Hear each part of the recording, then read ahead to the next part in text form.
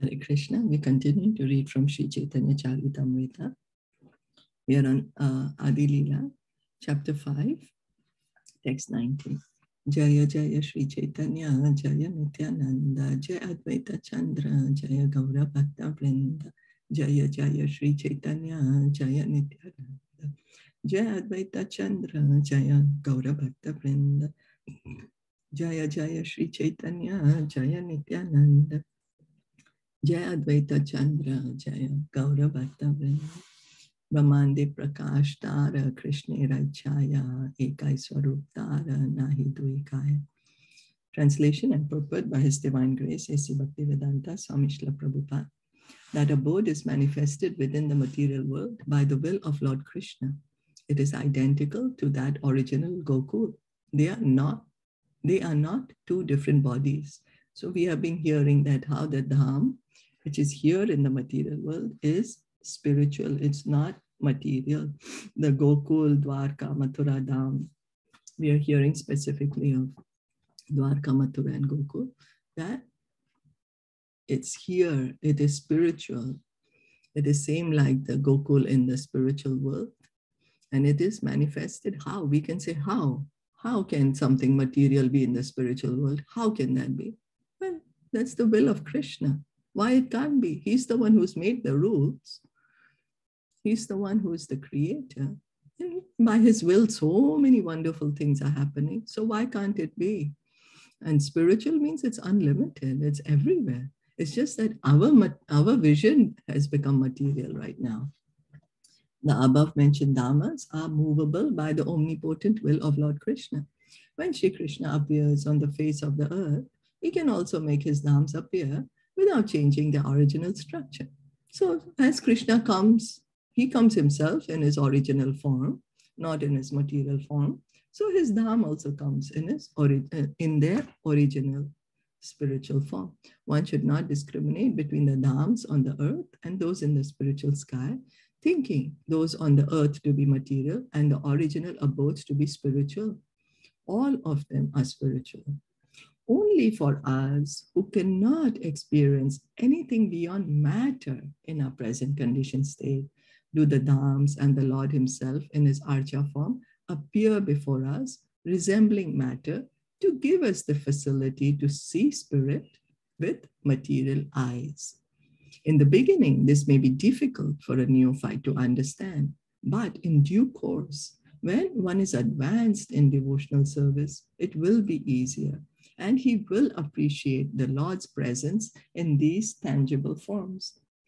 So we might say, oh, but how can you say that the Vrindavan Dham on this earth, what I'm seeing, is spiritual? All I see is earth and dirt, I see all material things. Well, of course, because we have material eyes. So with our material eyes, how can we see the spiritual? We can't. But the more we hear and chant, the more our, because our real senses right now are covered by this material senses.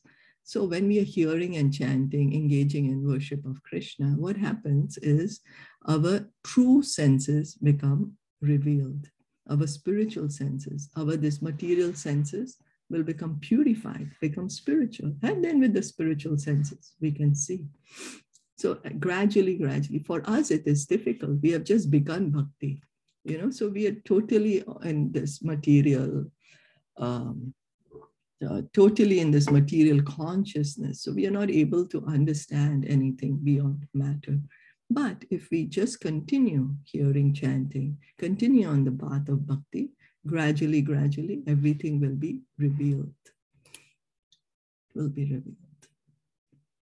Chintamani bhumi kalpa vriksha maya vana charma chakshe dekhe tare prapanche rasama.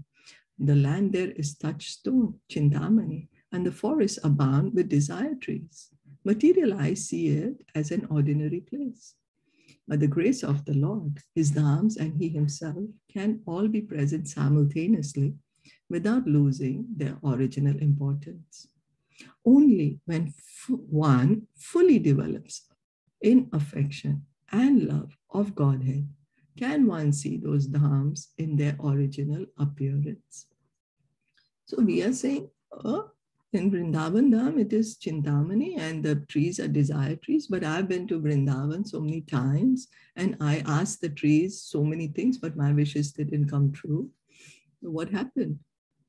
But because you see, our eyes, our consciousness is so covered with material consciousness, we are unable to appreciate the spiritual. We are not able to approach the real Vrindavan, the real spiritual Vrindavan. And when can that happen? Only when our love for God is revived. The original love for God, which is there in each and every one of us, each and every living entity, irrespective of where we are from, where do we belong to, what gender, what community, what society, what country, what planet, what universe, irrespective of that. Each of us have love for God in our heart. And when we revive it, we will be able to see the spiritual.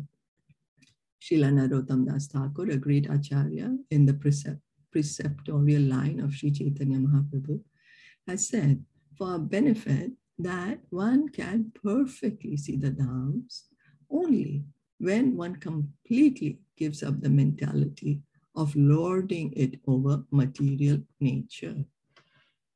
So Narottam Das Thakur, a very great acharya in our line, has composed and sung excellent bhajans. And then what has he said? That we can see the Dham as it truly is only when we give up our mentality. What mentality? Lording it over material nature. What does it mean, lording it over material nature? Because our consciousness right now is, whatever I see is for my enjoyment. That is what our consciousness is right now. When we give up this consciousness, when we become Krishna conscious, then we will be able to see the Dham. Right now we are thinking, whatever I see, whatever I can control, whatever I can own, yes, that's for my benefit. This body is mine and I can enjoy it to the best of my ability, without understanding who the things truly belong to. Not that we don't have to enjoy and we have to just sulk in one side and suffer. No. We all have that innate need to enjoy. Why? Because we eternally are always enjoying. The soul is always full of enjoyment. And that's what we are seeking. But right now we have forgotten how to truly enjoy. You know, the true enjoyment comes when we are associating with Krishna. That is the true way of enjoying. When we can see that everything belongs to Krishna, everyone belongs to Krishna, I belong to Krishna. Everything is given to me, my Krishna. And so, yes, Krishna has given me this. So I can enjoy in relation to Krishna. Having gratitude, what are the things he has given me for? Connecting the things he has given me for to him. Offering the things he's given me to him. And in that way, we have perfect enjoyment.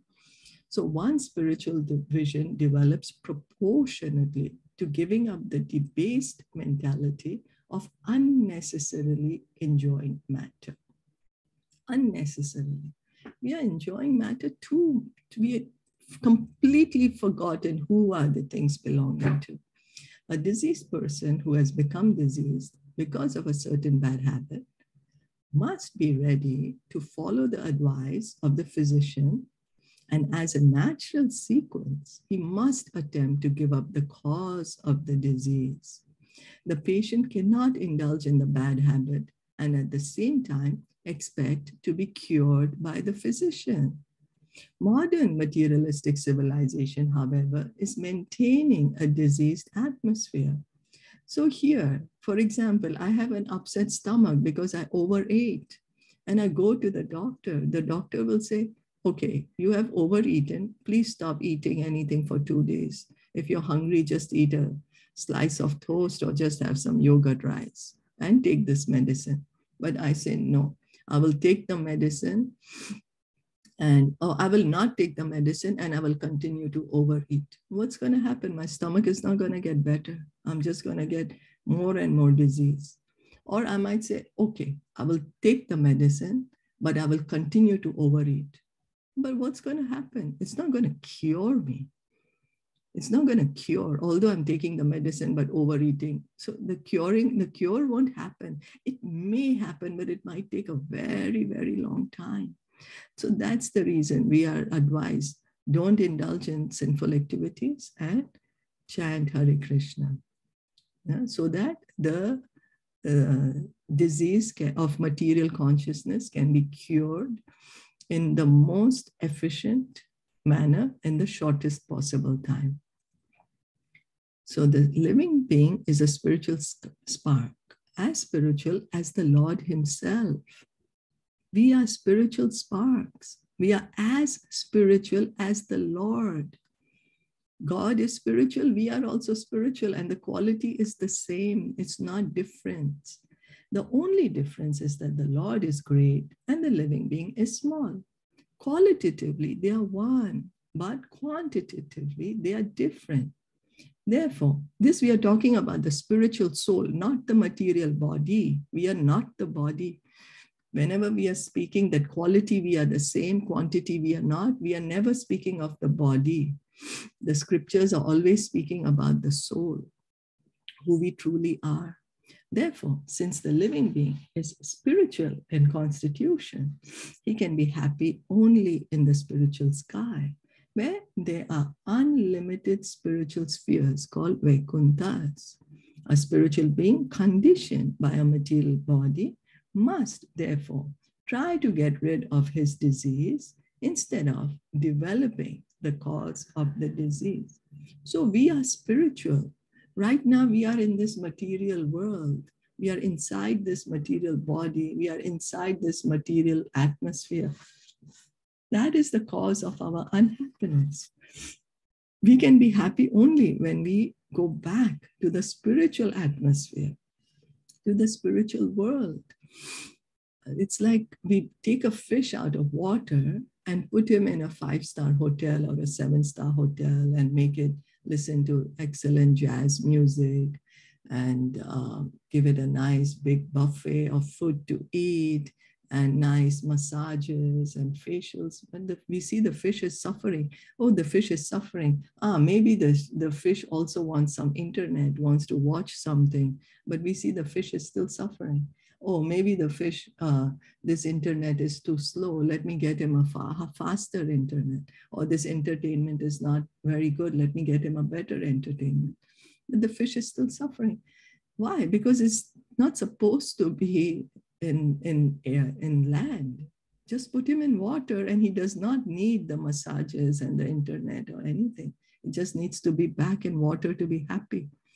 So we are inside the body. We are not the body. Does it mean we ignore the body? No, we don't ignore the body. We are the body. We are in the body, so we take care of the body. At the same time, understanding that I'm a spirit soul. So let me also take care of my soul.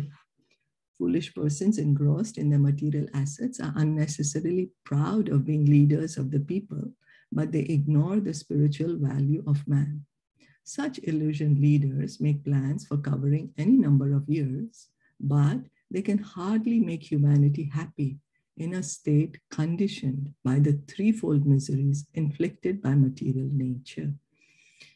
So we see that the government leaders come, change. We are looking forward for a change of a leader. The leader is going to bring new reforms like that. Everyone will be peaceful and happy.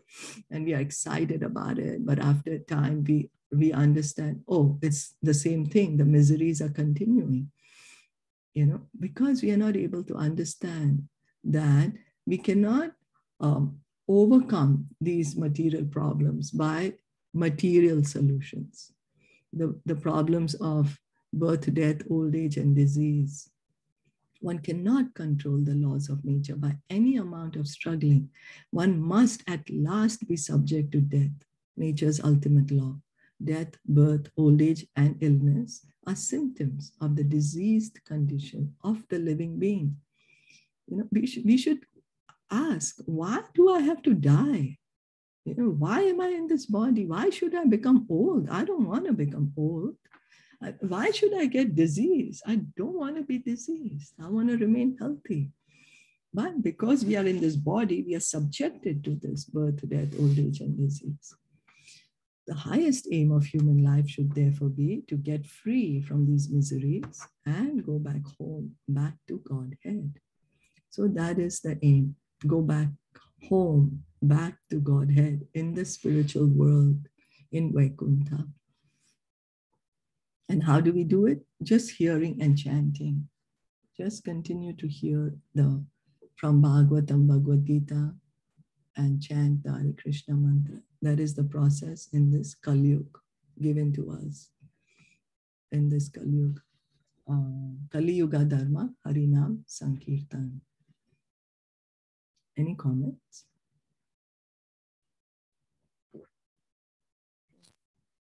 So beautiful. Everywhere they are saying this only, the same thing. Yeah. Yeah. So that means it's right. Because all the Shastras are supporting the same thing. Yes, we see there is no contradiction. There's no contradiction. As you said, they're all supporting. One is going deeper than the other. One is, giving us preliminary knowledge. Another one is giving us even more deeper. But it's all on the same point. There is no different ideas. There's no contradictions. Yes, thank you for bringing up this important point. So we'll stop here for today for Caitanya Caritamrita. Shri Caitanya Caritamrita ki jai, Shila Prabhupada ki jai, Gaur Premanande, Hari Bol, Hare Krishna.